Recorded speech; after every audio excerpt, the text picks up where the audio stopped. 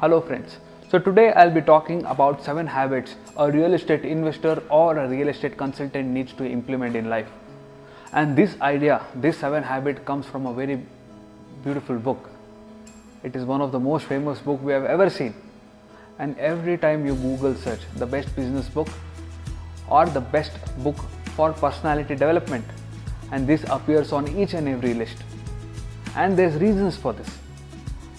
So what I'm suggesting you here is make sure you buy this book as soon as possible and start reading. And the book name is The 7 Habits of Highly Effective People by Stephen R. Covey. I know you have heard about this, but 90% wouldn't have read. Grab a copy and start reading this book immediately. So what I'll be doing here is I'll be laying down these 7 habits. So if you are an investor or a real estate agent or a consultant who wants to get ahead in game, you can apply these 7 habits for your betterment. You can get ahead in life quite easily with these 7 habits. So the first habit is being proactive. So you can't blame others for your situation. You can't blame the situation itself. You have to make sure you are taking responsibilities for each and everything what's happening to you. You have to be proactive than reactive. Just don't blame. You have to find opportunities even when the market is dull, even when the market is low. So for a real estate investor, when the market is low, it's opportunity to buy because you will be getting deals and assets at very cheap price. So you have to find opportunity even when the market is dull. Don't be a complainer. Just try to find opportunities even when the market is dull. Number 2, begin with end in the mind. I always suggest each and everyone to visualize their goals, to visualize what they want to see about themselves at end of the day or end of the career. What do you want to be like when you finish your career? What do you want to achieve when you're done with your career? So once you get a picture, once you visualize what you want to be, so every decision you take, every decision every day or every minute or every second is connected to the goals. It benefits your goals easily because you are visualizing the things. From a real estate point, what happens is whenever you are investing in some real estate asset, so you have to make sure you begin with end in the mind. You have to be decided before investing in a property what you want to do with the property. Do you want to build a commercial complex there, or a residential complex, or a mixed development, or hold and sell? So this is called beginning with the end in the mind.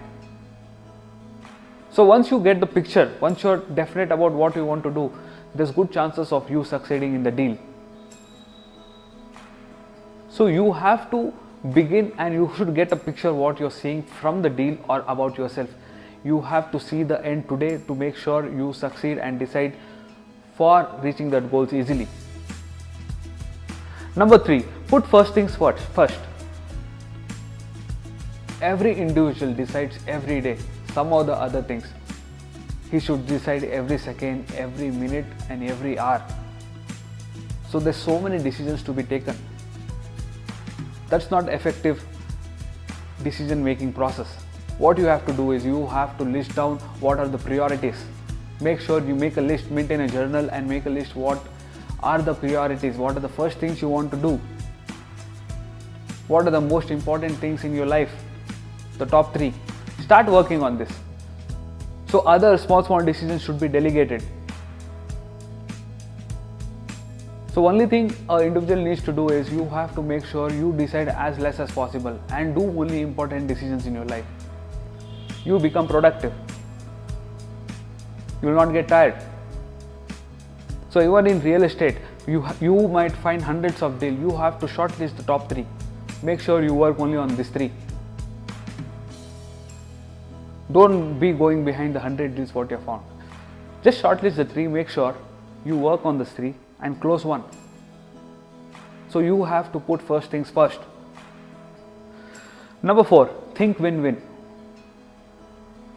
Negotiation is never win-lose or lose-win. If I win, you have to lose. It's never like that. If you win, I have to lose. It's never like that. it's just one-sided. It's never a win-win. It's not a good strategy to see a life through. So you have to make sure whenever you're doing a deal with an individual, it should be mutually in a way where both are benefiting from it. There's no joy when the opposite person loses in a business. So you have to make sure you have a win-win attitude. Make sure even the opposite person wins. Only then your life will take ahead. Only then your business will take ahead. You can't expect your customer to lose. You have to make sure he wins and even you win with it.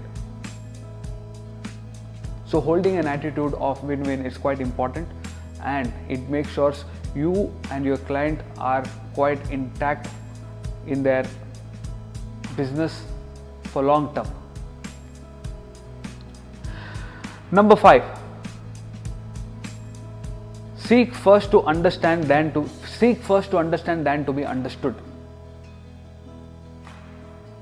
So there are a lot of schools and colleges which teaches communications courses and skills. So most of them will tell you to write or speak or express in a body language style, but very few tell you to listen. The single most big task to improve your communication skill is to listen better, to become a better listener. Listen to your client's problems quite deeply so that you can solve deeply. If you're not listening to his problems properly, how can you solve his problems properly? There is dissatisfaction there. So your customer needs to be satisfied. You have to give him proper solution.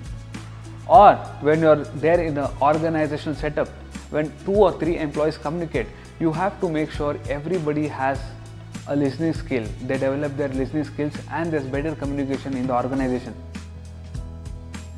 So once there is better communication in the organization, when the communication flows good, the organization improves, your business improves. Even in real estate, when you're providing a solution to a client, just try to understand from his point. What are his problems? In what ways can you solve his problems? In what different and creative way you can solve his problem? So you have to be a better listener. Number 6 is synergize. When 2 or 3 or more people come together on a common goal, you synergize the situation. When a real estate investor, a real estate partner, a real estate lawyer or your customer come together, you have to make sure you synergize the situation for the benefits of every individual. So you make sure you synergize the situation and make sure you develop this habit quite deeply. Number 7, sharpening the saw. When you are given 2 hours to cut down a tree, what you have to do is you have to make sure you spend most of the time sharpening the saw than cutting, because it will become easier to cut the tree. If the saw is not sharp, it becomes quite difficult to cut the tree. It is not the most productive way. It's not the wise way to do. So what I'm telling here is devote at least 15 minutes on studying anything about the skills you want to develop, about the topics of interest you want to make sure you get ahead in. Make sure you keep on developing. Though it is placed in as 7th habit, but this is one of the major habits anyone needs to implement. Give quite importance to this. Make sure when you are a real estate investor, learn about various financial modeling, what a real estate investor needs to do before deciding the property. So these are the 7 habits what I suggest most of them to implement, and real estate investor or a consultant can benefit a lot from the 7 habits. And make sure you maintain a journal and note down whatever I have told, and read this book immediately and make sure you implement these 7 habits as immediately as possible. I know it will be very helpful because I am using this and I am implementing this each and every day of my life, and it's benefiting me.